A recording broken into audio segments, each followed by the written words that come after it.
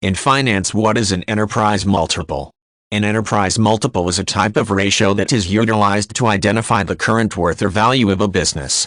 Also known as an earnings before interest, taxes, depreciation and amortization or EBITDA ratio. This process calls for considering the worth of the company in a manner that is very similar to the way a prospective buyer would assess the business.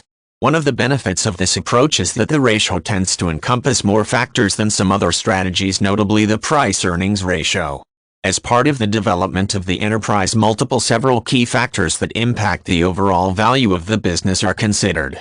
Part of this is looking at the cash flow generated by the company. The idea here is to make sure that the amount of earnings that consistently flow into the business are sufficient to meet the costs of operation and keep the business profitable. In order to accomplish this, the gross earnings must be compared to the level of debt that the company maintains and the amount of payments that are made on that debt in each billing period.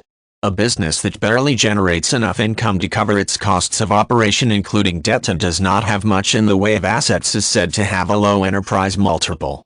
Businesses that have a healthy cash flow resulting in surplus would have a high enterprise multiple. One of the factors that can lead to an inaccurate calculation of the multiple is undervaluing the assets of the business. For example, if the business has earnings that barely cover expenses and the assets are not considered, the enterprise multiple will be low.